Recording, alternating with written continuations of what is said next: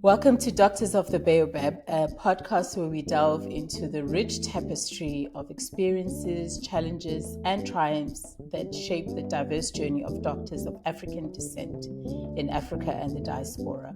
I'm your host, Dr. Nundumiso Makunga Stevenson, a medical doctor, life coach, and founder of Ubuntu Doctor Coaching, dedicated to helping doctors find fulfillment in both their personal and professional lives.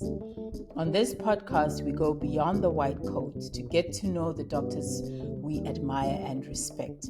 Join us as we explore the stories behind the stethoscope, uncovering the humanity behind the medical expertise. Whether it's navigating the complexities of patient care, overcoming personal obstacles, or advocating for change in healthcare systems, each episode promises to inspire, educate, and uplift. So sit back, relax, and prepare to embark on a journey of self-discovery with Doctors of the Baobab.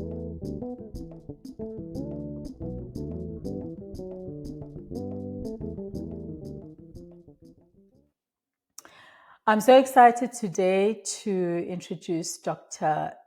Dukundane, Damas, first name, a remarkable medical professional with an incredible story, a story as inspiring as his dedication to healing. Born on July 12, 1983 in Rwanda, Dr. Damas has become a beacon of hope in the medical community. He's the father of 3 beautiful, energetic children, Eli, Genesis, El, Batia, and Candela Randa, and happily married to Kaitesi Giselle for a decade. And he brings all the warmth and the compassion to both his family and his work. And for those of us who've interacted with him, he brings that also to his colleagues and to his friends. He's currently serving as the head of internal medicine at King Faisal Hospital in Rwanda since August 2021, where he oversees the department with a commitment to providing top quality care to patients. But his contributions have extended far beyond the hospital walls.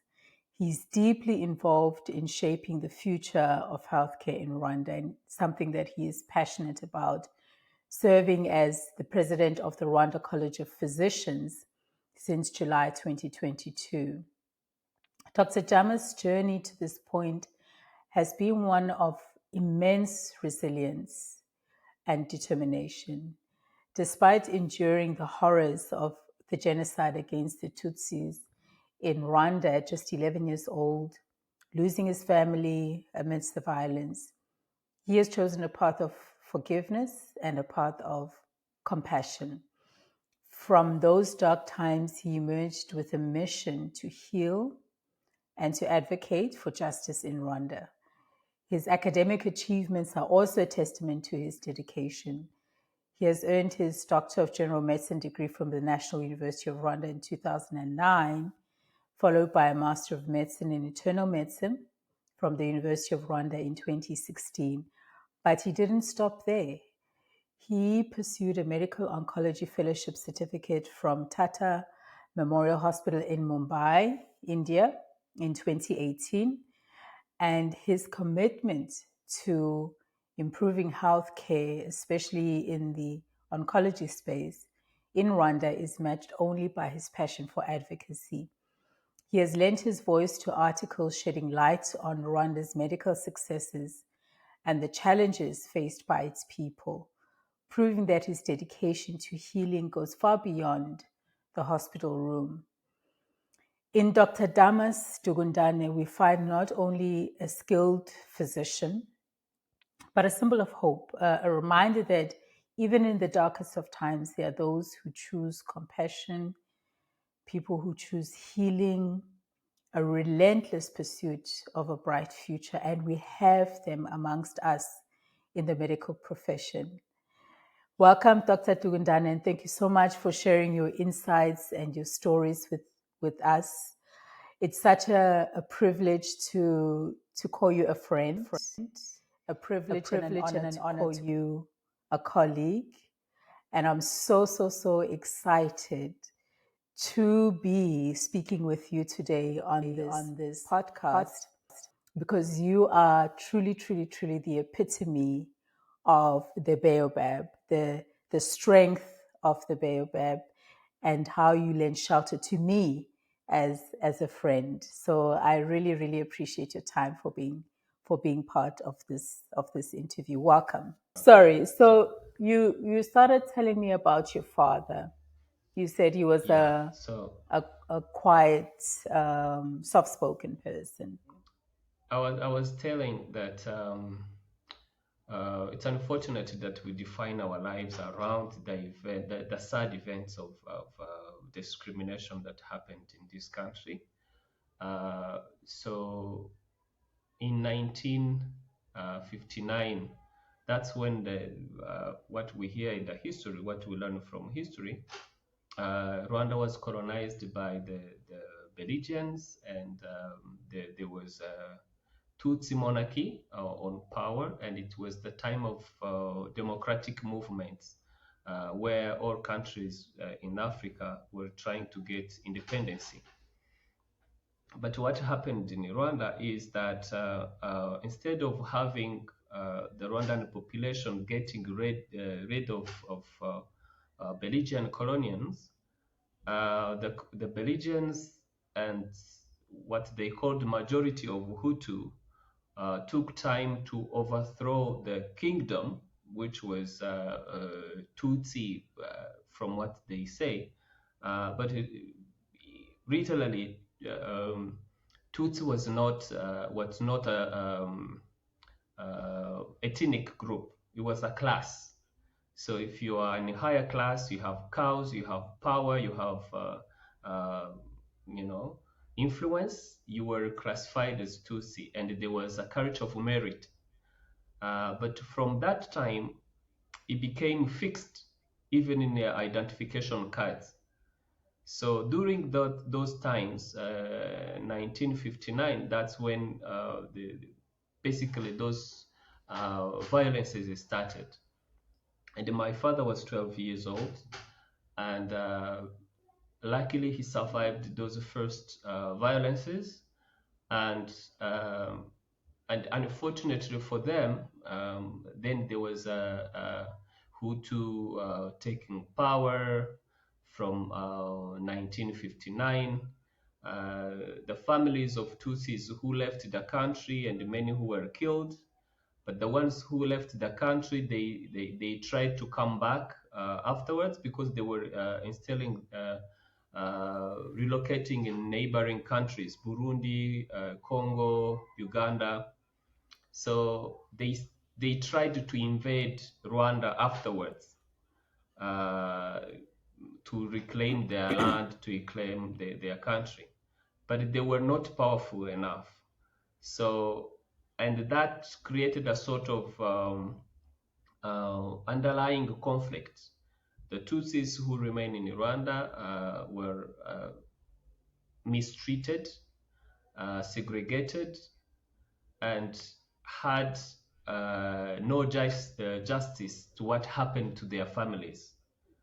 So my father grew up in that environment, and and there are many changes that happened, but it stayed basically in that same narrative. Tutsis are strangers. Tutsi has been colonizing majorities of Hutus for many years. Now it's time. So my father was kind of navigating that environment, uh, and when I think in '63 there was some other violences again, especially for people who were in the secondary school, and many of them were again chased out of the country, and others killed. So it has been going on like that, and that situation defines a lot of who I am. I would say, because primary school, you would be looked at as a stranger in your own country. and it was not easy to play with other kids. Most of things we didn't know the cause of it, and our parents were not allowed to tell us, to explain, because that will be instilling ideology, if I can say. So they were allowed just to keep quiet. If you get a problem, they would say, "Don't worry, it will be okay. It's just nothing," right? So that's what I grow up with, um, and and that's why I say my father was kind of soft and laughing, and my mother, and I think it's character of women, I guess. They are more claiming territories. They don't easily accept injustice, even if you. And that was now, from what I could sense, Nano was becoming like a true physical and emotional experience. A closer look into that. I will not go into details of that. Uh, and then there was a liberation of Rwanda, and with the 4 years of the guerrilla war with Rwanda Patriotic Front. There was a lot of propaganda before, when they started the War of Liberation in 1990. I think the hatred escalated. The propaganda intensified, and what was kind of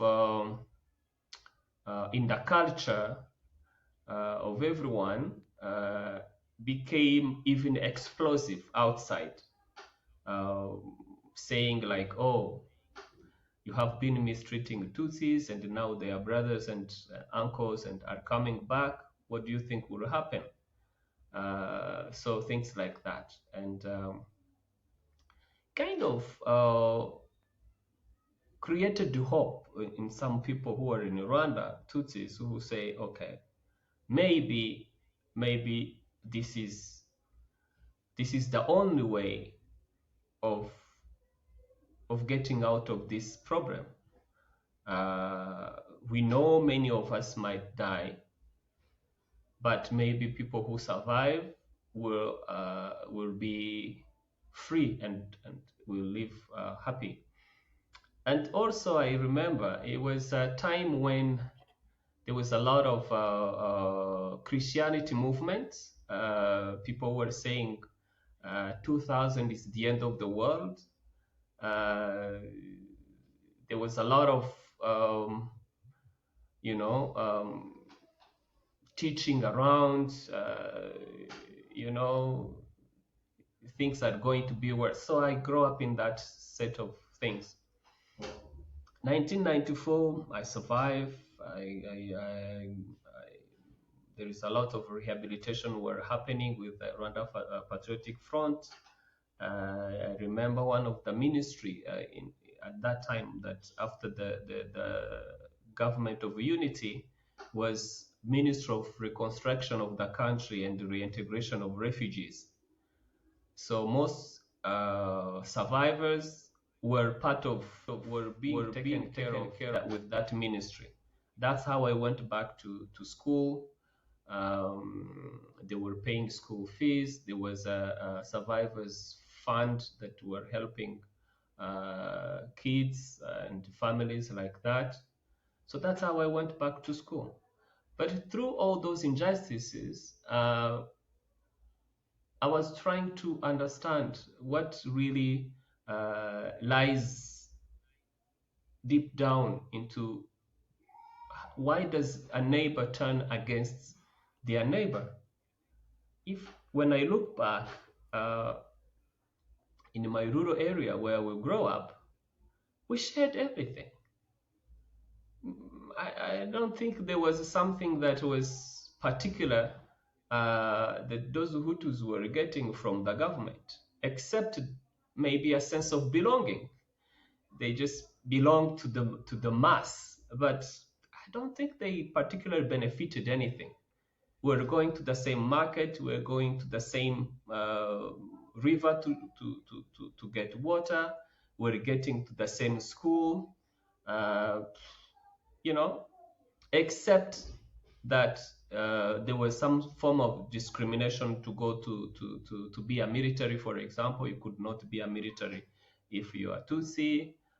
Going to higher education, it was discriminatory, uh, things like that. But the rural person, the average villagers, were like the same, except those things of hate and discrimination that you have. You can't be free, you can't be happy and play as a kid, but everything else looked the same. So for me, growing up, I could not take the Hutu and Tutsi as the origin of the problem. It was too simple. I always wondered why. So I and that made me think that even if that is the problem, it cannot stay across time. There must be something else. So I started believing in nature, believing in a most powerful. I started looking at the what governs all of this, especially that during genocide, I was at a point where in hiding all that, I was so malnourished, so sick that I was almost dying, that at some point I was no longer hiding. So I came out of the bush, I sat on the street, I wanted people to kill me. And they didn't. There were some kind of jokes. Oh, why would you kill someone who is going to die the next day? There was some kind of fun games around, people calling the most horrendous killer. Oh, you are such a heartless person. Go and kill that one. I remember one moment where a guy called Norbert came to me and said, "Get ready.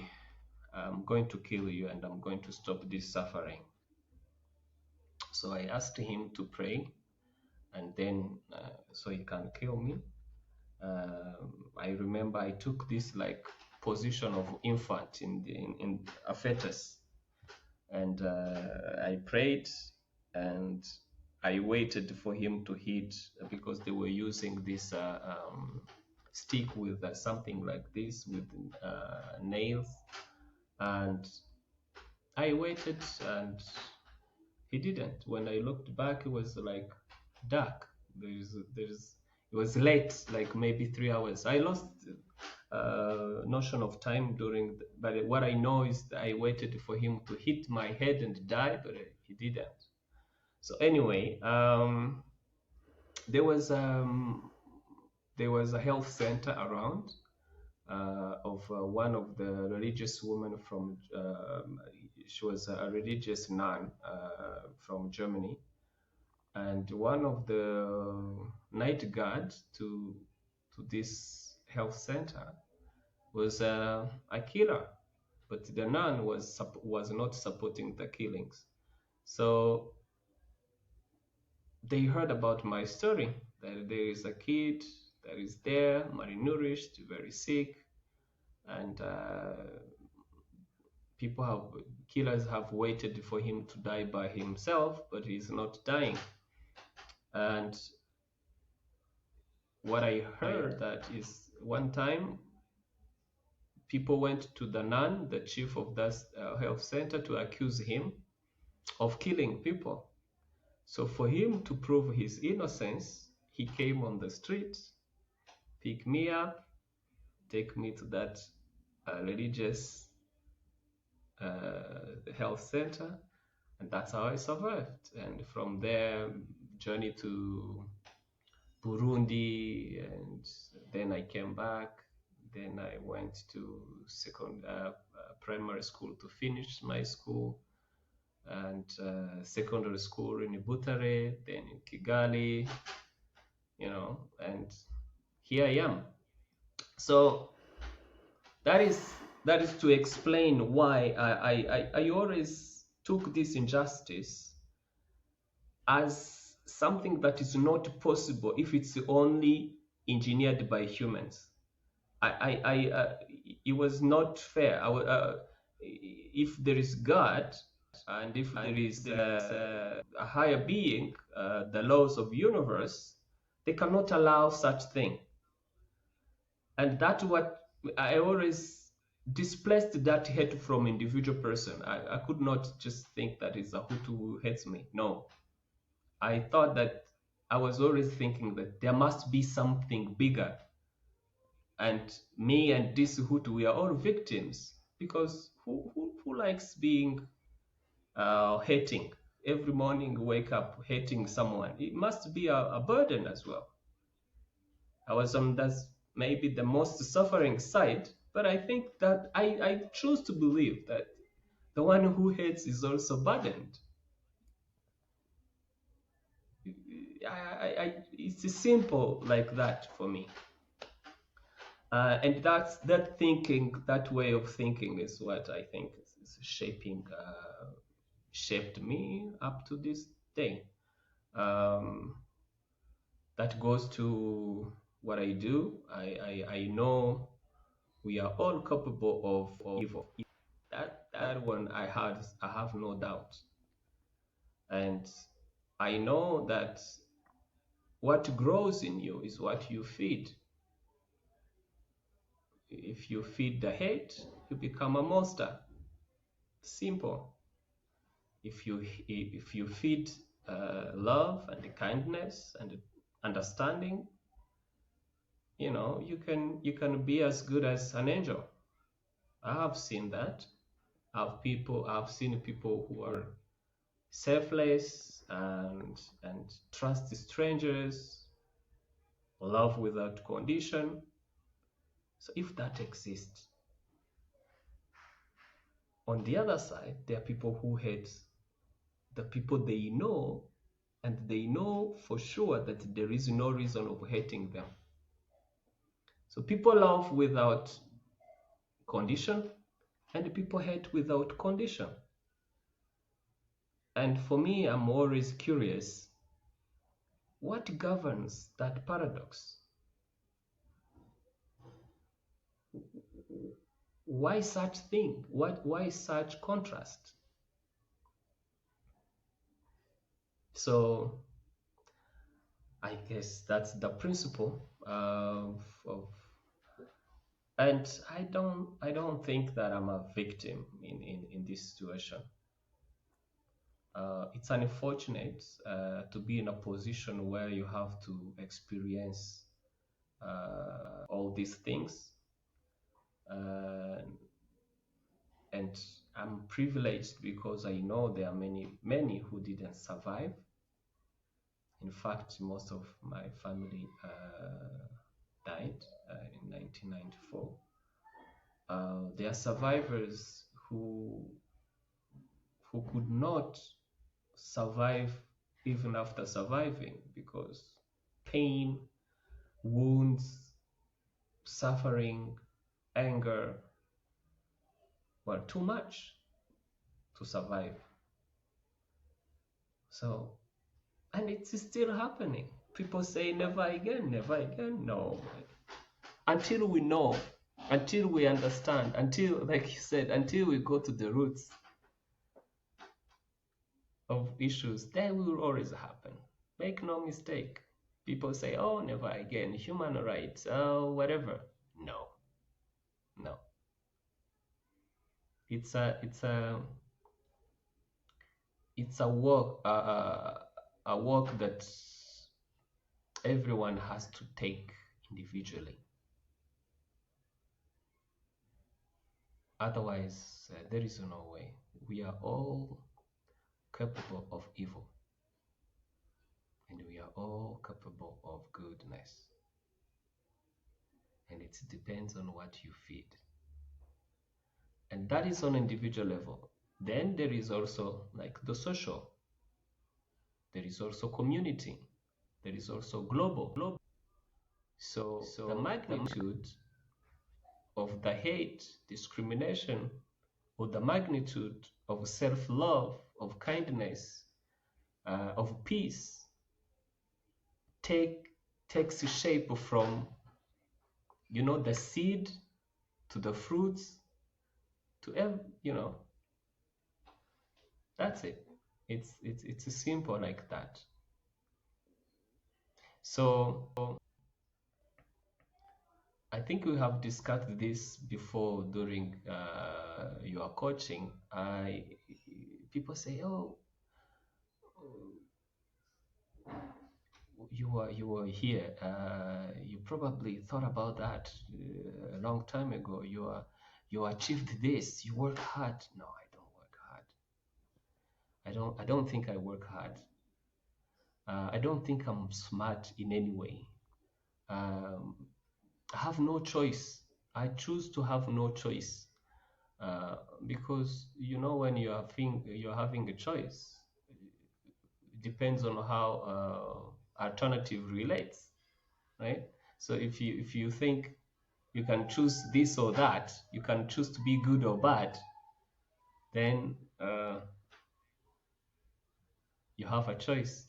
But I choose to have no choice, and I wish I can have no choice in what I do. There was a colleague of mine one time, I think it was a moment of what was low mood or low energy. I said, look, it's interesting when you look at a chair or a tree or a computer, you automatically know what that has to do or what is the purpose of that. But a human being, you never know. You have to ask. We have the burden of choice. So depending on what you choose, it determines who you become. And for me, moving forward, I always try to know what I don't want. It's easier, but I don't know what I want. If I can have the power of the ocean, or I know what I can use it for. I already know, and I know what I can't use it for. Well, it might sound like cliche, right? But I think, and I'm not naive. I know it's very, very, very impossible. But I think if we could shed a light in the goodness of everyone, then we can light up the world. And it's there. I know it's there. I know it's there. I believe that it's there. But conditions and life and narratives and stories classify people into blocks. And sometimes it's very hard to move from one block to the other. But I know for sure, without a doubt, that every one of us has got some dark corner and some light corner. And if we can all be aware of that light that everyone has, it's possible to connect and they have like a big bulb of light, and maybe the darkness can shy away.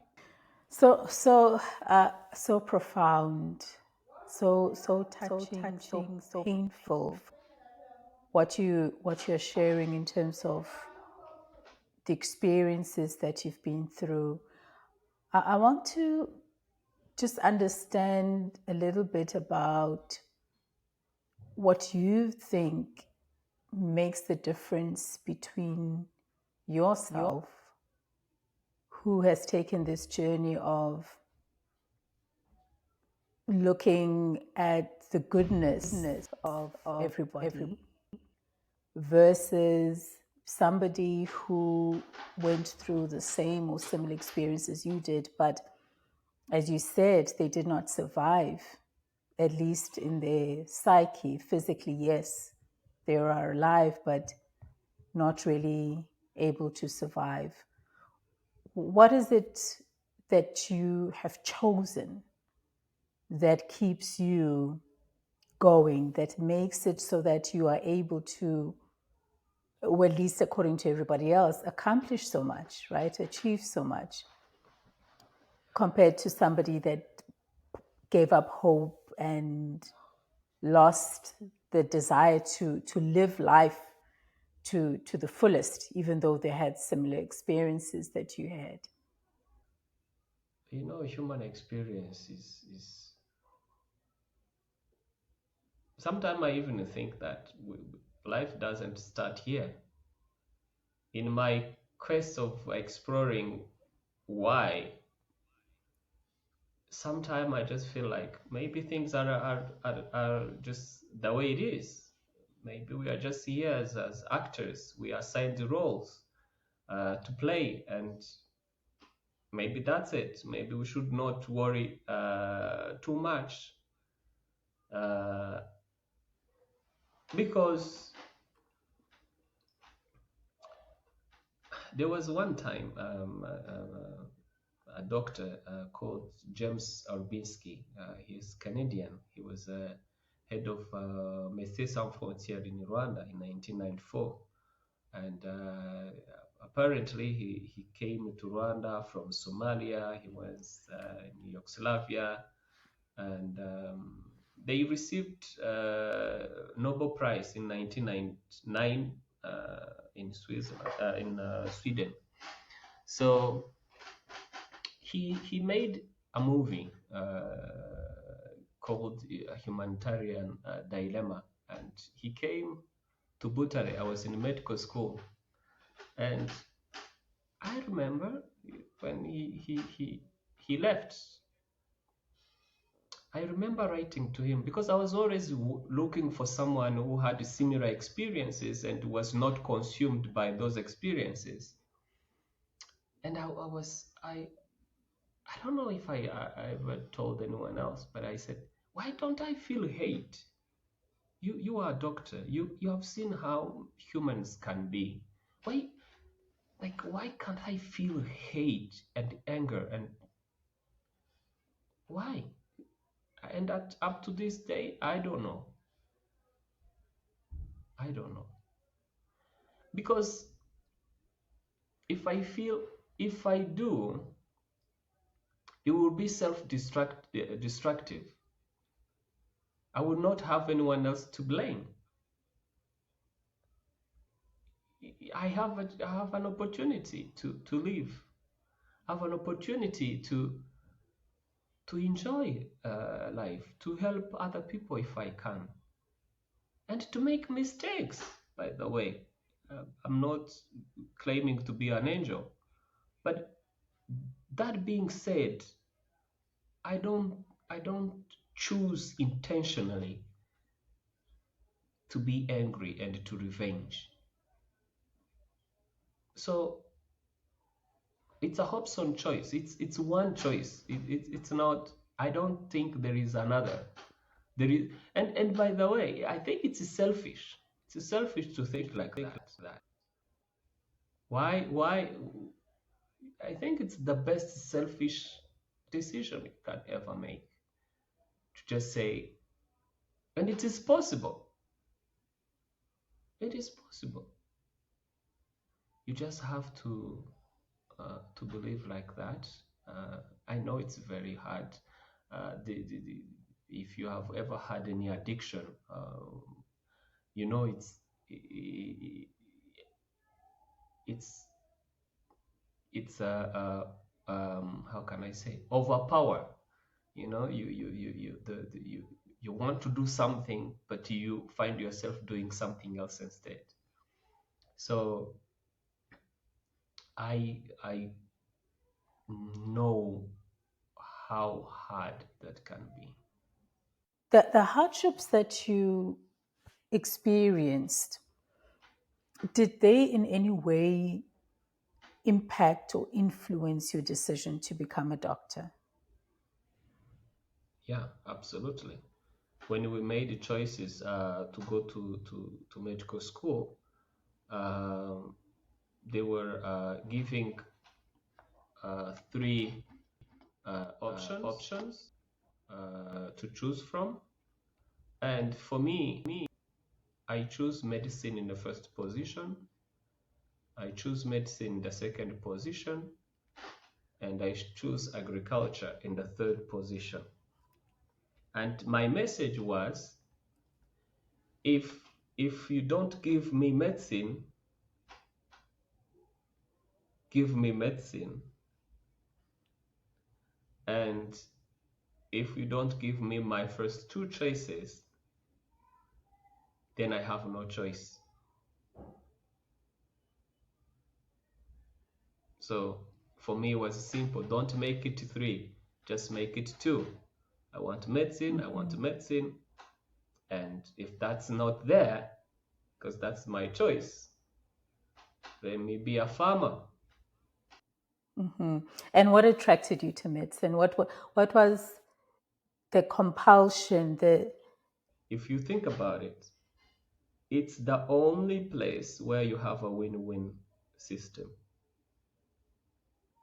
or a lose-lose system. Because the disease is not between a doctor and a patient. The patient and the doctor, they are on the same side, and the disease is on the other. And I don't think there is any other place where you can have that. But when people are in other jobs, people are wrestling, you're fighting. There is win and lose, and in this game, it's not, doesn't matter how you fight, doesn't matter how you know how fair it is. What matters is the outcome, the winner. By all means. In medicine, it's not like that. We don't play by winning by all means. We consider everything, and we take the journey together against something that we all want to fight, agree to fight. Yeah, and so that's why I like medicine. It's hard. Sometimes it's very hard. It's very hard. Now, we often talk, and I'm sure you've been in this situation too, about people that have molded us in the professional space and helped us and mentored us. Who are some of those people that along the way, starting from when you were at medical school, you feel, given that you lost your family at such a young age, there would have been people around you, I presume, who have been part of your family, your extended family in whatever way. Are there people like that, and who are those people, and what impact have they had on your life? So first, I take this religious woman, the German lady Mirigita, who was responsible of that health center. When other people were evacuating, in Rwanda, she decided to stay, and that's beyond comprehension. If you think as a simple flesh and and the body, because she could have been harmed, she could have been killed, but because she was thinking beyond the body, beyond the pain and the pleasure, she decided to stay, and she was in a form of a healer.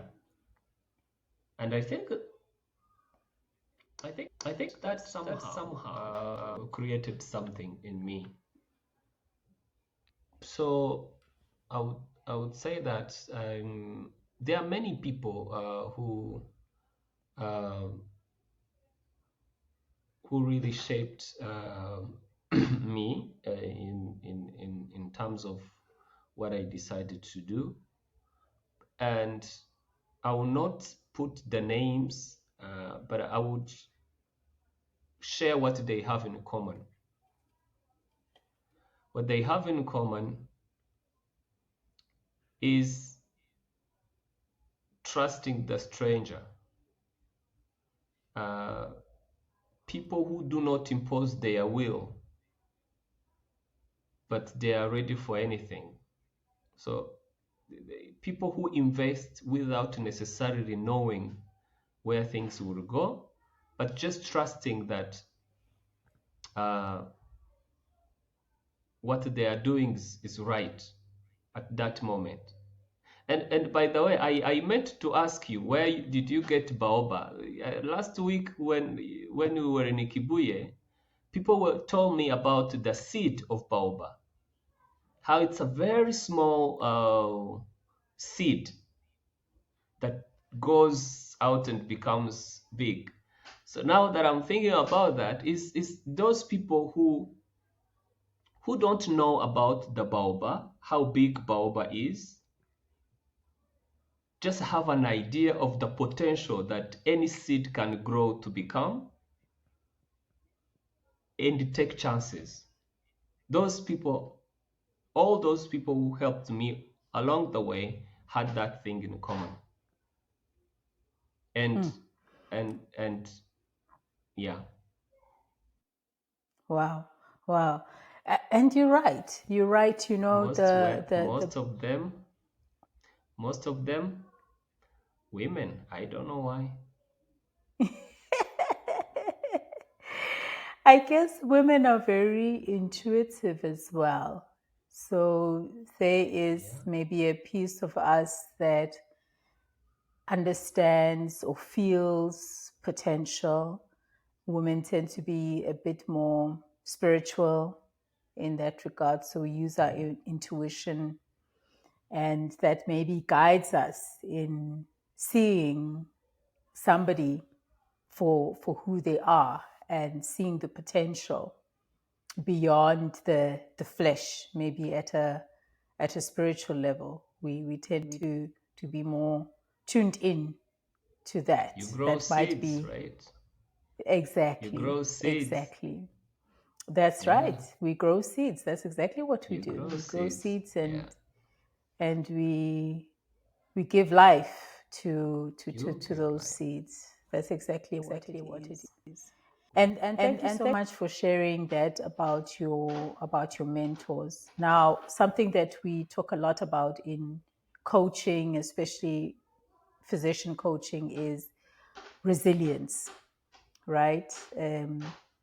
How do you look at resilience as somebody who's been through the experiences that you have?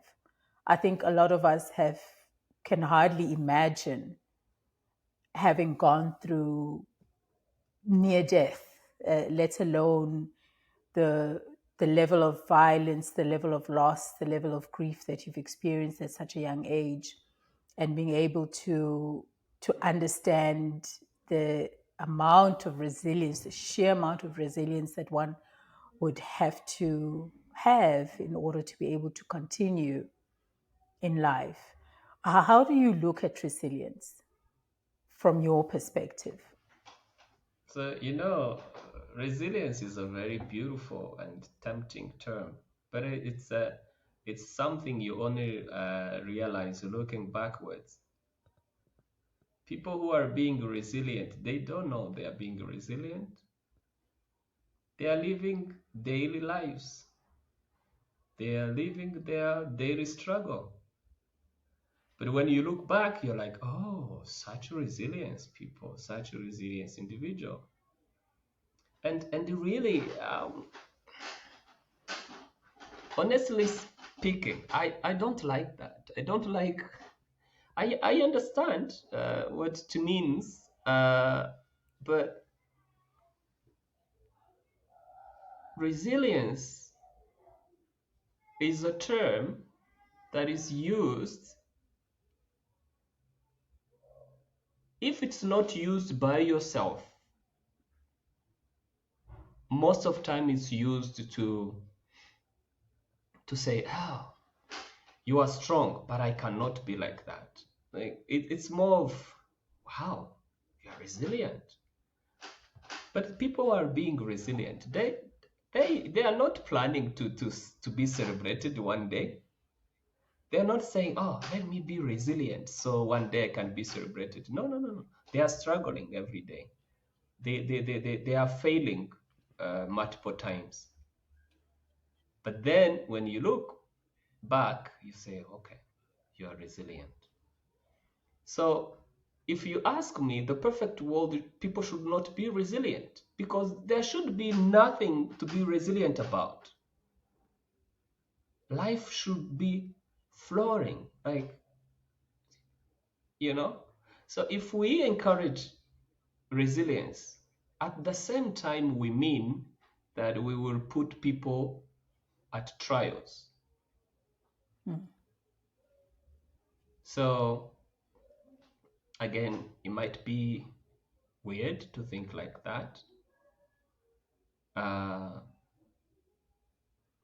And I just want to be politically correct. I don't want to say something that might sound out of this world. How much we like people to be resilient, we should hate situations that make people resilient. I love Mandela. I hate that he had to spend 27 years in prison. At the same level, maybe more than what made him resilient. Right? So if I had power, I would cut off something like resilient. I would cut something like unique. I would cut off things like those things. We don't need those categories. We need to be one. We are one. We are not. We should not be against each other. I'm resilient, meaning there is someone who is less resilient. Oh, I can't tell you how much time I almost gave up. I mean, I gave up on hiding. Is that resilient? I don't know. I wanted to die. I didn't die. Am I resilient? Well, if you look back, you will say, yeah, you're resilient. But am I really? No. Should we be resilient? Should we create environment where we have more resilient people? Absolutely not. We should not. That's how I see it. I might be wrong. I know by saying like this, it's not going to stop today. Hardship will go on. I applaud people who are resilient, who are guided by the North Star, who always keep the eyes on the target, and not mind where they are working. Um, uh, I admire people who create opportunities for people to be resilient and be on the side of the helping. But if you look at the global picture, we should all be against resilience. We should be able to live a life where the hardship are removed. So, when I first met you, one of the first things that you said to me that really jolted me and really struck me and made me see that this is a very interesting person that I'm speaking to is when you said that you feel that it is such a privilege to be a doctor because you wake up every day and serve another human being. And it was only later when you shared your history with me that I was really struck by that somebody who's been through what you have been through, yet you still feel through your profession the responsibility and the duty to serve another human being. Can you talk me through what service looks like to you? Being a doctor, and having to wake up every day knowing that you're going to probably help someone, I think it's a privilege. Waking up every day, going to do a job of a doctor is a privilege in a sense that occasionally you can really touch somebody's core person, core human. Um, and that is something that I enjoy when it happens. Um, I think doctors are trusted, and if you put yourself in a position of trust and you get to have someone who is trusting, you can really you know impact someone's life. And it's crazy because that is, I think, in the doctor's room, consultation room, is the only place that I know that quick interaction can happen. I think it takes many years for or it takes some time for husband and wife to get along in a sense that you know is, but for a patient and a doctor, it can really happen. The conversation, it's one of the easy conversation you can get out there because it's non-judgmental. It's more of people, two or more people working towards one goal, like really intentionally engaged, and that is, I love that. Mm. Mm. I love that. Of course, there are challenges, things that plays in favor of not getting to that point, especially when there is a confusion of what the doctor can do and what the system can do, and how much, especially for us in cancer, how much miracle can happen. So all of that. But nevertheless, when it happens, it's really rewarding, at least for me. I'm looking for, I would say I'm kind of looking for my own doctors in those rooms, you know, and I think it's selfish, but I think it's nothing wrong to be selfish if your circle of self is bigger than yourself. I think being selfish is bad only if you look in the self as just your own. But if your self circle is big enough, I think it's okay to be selfish. Okay. Okay. Can you And elaborate on that a little bit more when you talk about the self circle? What does that look like? What does that mean? so the self circle for me is how can you extend and reach to. I was looking at one of the what I think success is being able to expand yourself, your circle, in of trust. Yeah, extending you having the radius of your circle, or diameter of your circle expanding, including many people, including that is the success. And how far and how deep you can reach, that's for me the success.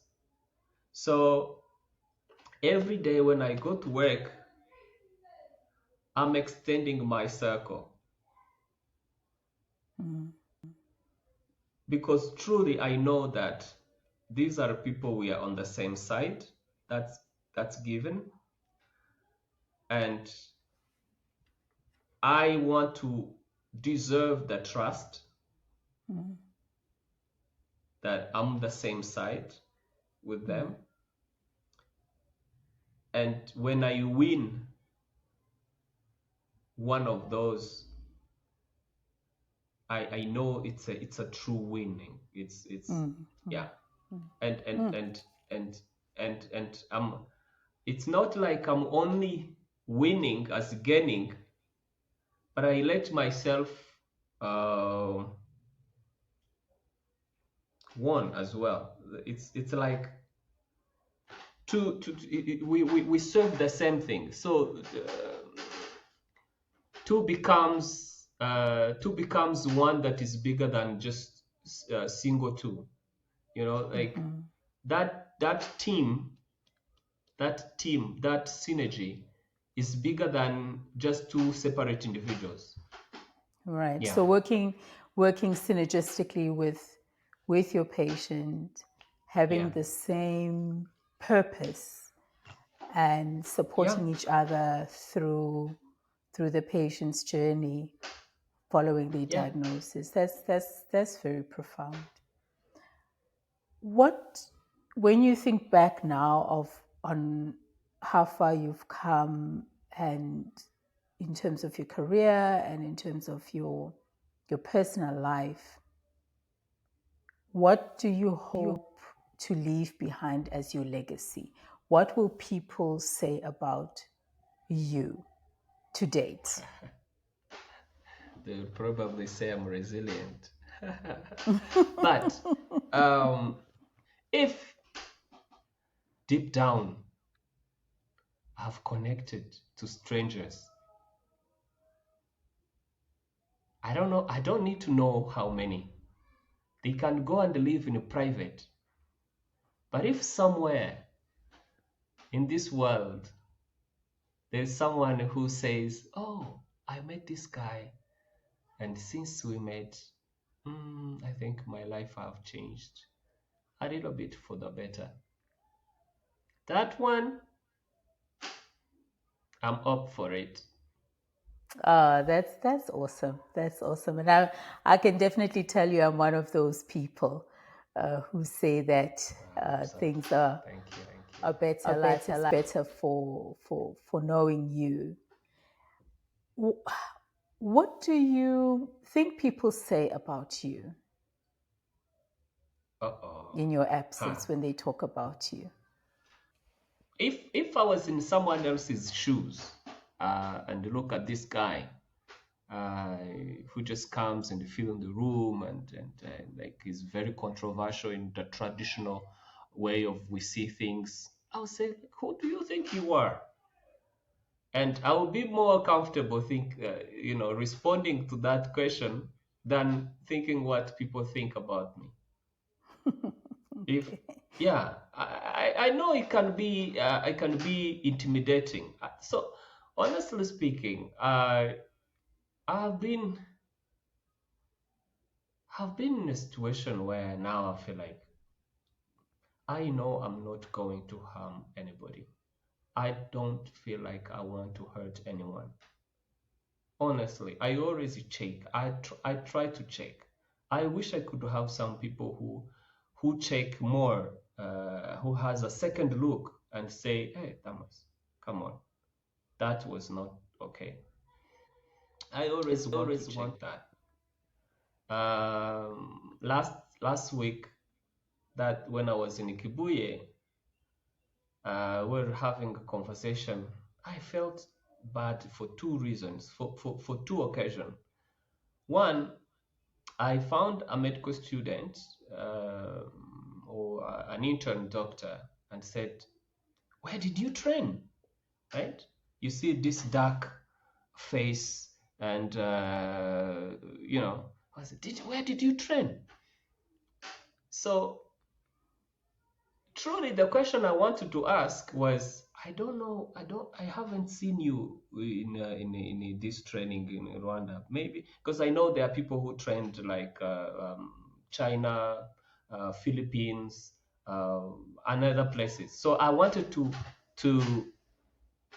to ask that and to be interested, but I forgot how I look. I'm too dark, too serious, and sometimes things come from the maybe a good heart but in the ugly body. So the interpretation is, you think I don't know what I'm doing? So kind of, oh, you think if you don't know me, meaning that I didn't go to school? I think that's what it was. And I really felt bad that what I said came out like that. I really feel bad even now. I'm like, oh my God, oh my God, I should be careful in what I say. That's one. Second, I was talking to a group of nurses and we were discussing different issues, remuneration of nurses, how doctors sometimes take a big bulk of the money, things like that. And I joked, I made a joke with one of those, and I'm like, you look nice. Probably your husband is making more money somewhere and just let you serve the people. Oh my God. What I didn't know, you're laughing, but I'm bleeding inside. I made a terrible joke, and this person has lost her husband recently, tragically. Oh, yeah. Yeah, I don't think they were happy with you at that point in time. So I think people might be saying this guy is confident. I speak in a loud voice.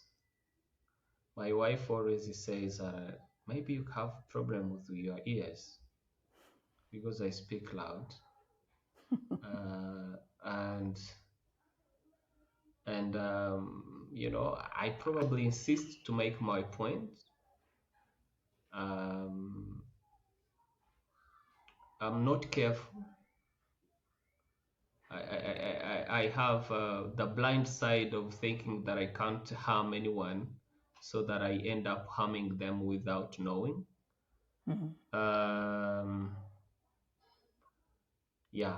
Um, I think those are some of the things. That they would say.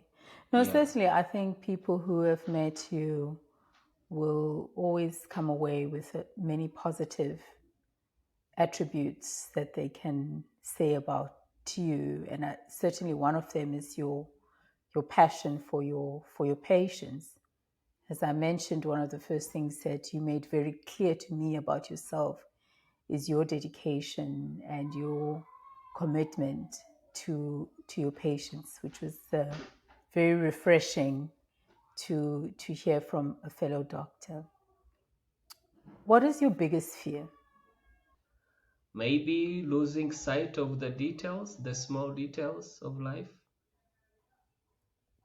Mm, Focusing on the bigger picture too much, too often. Yeah, Can you that's my fear. explain what that means? What an example of what the smaller details would be? Like exactly, like those. If you're focusing on flying, you might not mind where you put your foot. So I think that's what I'm saying. It's like, I find myself uh, um, uh, being more of a philosophical person, more a thinker, idealistic person, thinking that what I think to be true, is obviously true for most, and my fear is to be wrong about that. Do you feel people misunderstand you because you are that type of person? No, I think I have a true friend, and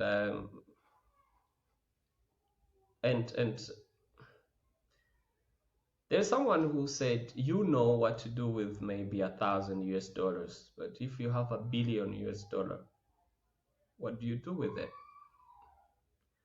So with the current situation, I think there is no problem. But with the bigger influence that might come, I always want to check. I always want to keep in mind that I remain inclusive as I want to. I want to be sure that I'm kind than right. I want to make sure that you know you don't become too idealistic, that you can't wait people to have their own experience. So yeah, that's what I would say. Like the fear of uh, being too focusing on what I think is true and the right, and forget to be kind to and be patient to wait for others who might not be at that same level, or maybe delaying to take a different direction when I'm wrong. So those kind of stuff. Wow, that's very very profound, very very profound. To put kindness ahead of being right. Not many people think like that. We always, as humans, want to be right at the end of it all. We want to have the last word. We want to be the most intelligent in the room. We are lied. We are lied to measures we use in our life. Yeah. I think I read quotes all the time. I always go to search nuggets of knowledge, you know. And there is one saying that the best thing you can do is good enough. Because when people say, "Oh, the best," no. For me, I don't believe in the best. I don't believe in the most what. No, I believe in the good enough. Because good, you don't know where the good enough can reach. But when you have said that this is the best, well, you are stuck. There is, how do you improve on the best? If sometime people who want to be the best, when they see that they can't exceed the best, they want to bring people who are closer to them down so they can keep best. So but good enough is situational, is context. You can be good enough in South Africa, and then when you go to US or other places and you claim being good enough, and it's also more burden. It's not intimidating. It's not, you want to be the best against who? Against what? Yeah. I like good enough. Good enough for me is, good enough. Yeah. That's so profound. The notion that you should be competing against yourself, improving on yourself, being able to set standards for yourself without the burden of trying to be the best, because that often leads to external goals and not the goals that you want to achieve. So focusing on something that is... If you say you are the best, it means you know it all. And that is intimidating. I don't know it all. But for what I know, this is good enough. It's good enough. If I know more, I'm gonna go on good enough again. And that helps, I hope it makes sense. What are you reading right now? Your books. You want to look at my books? Okay, so no, just to know what you are reading right now that you can maybe recommend to somebody else. Yeah. Metaphors We Live By George Lakoff. So most of things, what I learned in this book is that the language is embodied. People what they say is some form of motto and physical experience. And people understand each other if they share those experiences, And that wraps up another insightful episode of Doctors of the Baobab. I hope you found today's discussion both enlightening and empowering. Before we part ways, I want to extend a heartfelt invitation to the audience. If you are a doctor and you've been inspired by what you've heard today and you're ready to take action towards positive change in your life, consider working with me, your host, Dr. Nondumiso Makunga Stevenson, as your personal life coach. You can email me to learn more about my coaching services and how we can embark on a transformative journey together. Don't forget to subscribe to the podcast so you never miss an episode filled with valuable insights and strategies for personal growth. Sharing is caring, so if you know someone who could benefit from our discussions, be sure to spread the word and encourage them to tune in. And let's stay connected beyond the podcast. Follow us on all social media platforms, including LinkedIn, Facebook, and Instagram. Join the conversation, share your thoughts, and connect with like-minded individuals who are also on a journey towards living their best lives. Thank you for tuning in today. Remember, every small step you take towards your goals is a victory worth celebrating. Until next time, keep striving, keep growing, and keep shining bright. Doctors of the Baobab, where medicine meets motivation.